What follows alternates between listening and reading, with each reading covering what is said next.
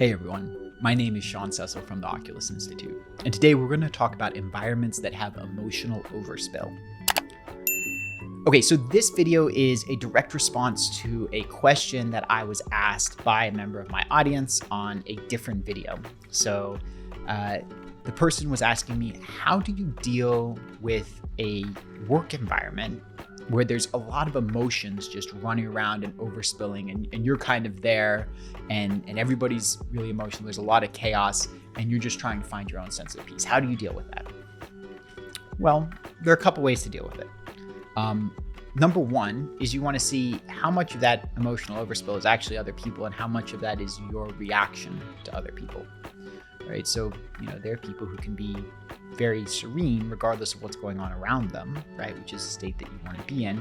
And there are other people who get easily triggered at, the smallest expression of someone else's emotion. So you do want to make a decision to suss out, hey, listen, how much of this is really me reacting to stuff that's going on around me? How much, maybe I'm blowing things out of proportion. What's going on there, right? So check for internal wounds, number one. Number two, check to see if you're making yourself responsible for other people's emotions, right? So this is something that we talked about in a prior video.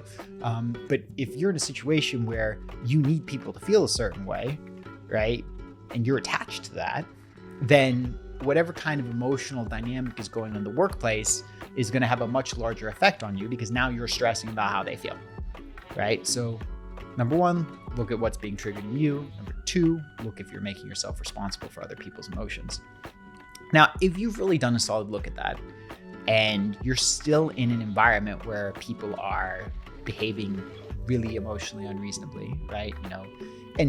There are environments like this where people are running around cursing at each other and screaming at each other and, all of this other kind of stuff. It normally takes the form of anger in a professional context rather than tears and bawling, but you get all types, right? If you're really in an environment that's at that level of dysfunction, you may want to try to address it, especially if there's one person who's at the center of it, right? So for example, if there's one boss who's got a nasty temper and that's really where it's coming from, it's just an angry boss, you may want to try to address it with them. Just heads up, that might not go well and that might lead to your departure from the company. But honestly, if you're in an environment where that's going to be what it's going to be, maybe that is the best option. I mean, honestly, personally, I wouldn't want to stay in an environment where I have, a verbally abusive boss screaming at me all the time. That doesn't sound pleasant.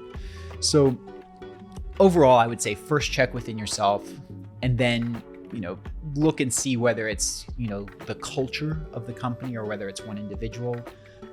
Culture is really hard to change unless you're management and you can make wholesale changes. And even one person can be really hard to change, especially if they are in that state of emotionality. So in those cases, it probably makes sense to be looking for another environment to work in. Hey everyone, I hope you enjoyed this video. If you found value here or if there was something that resonated with you, then I'd encourage you to explore more and check out my free 5-video workshop series on how to figure out your next career step. All you have to do is go to www.oculusinstitute.com/next career step. It'll take you to the first video in the playlist. You can go through, watch all of them, and at the end, you'll know what's the next step for you to bring you to a career that's both fulfilling and financially prosperous. Have a wonderful day, and I'll see you on the other side.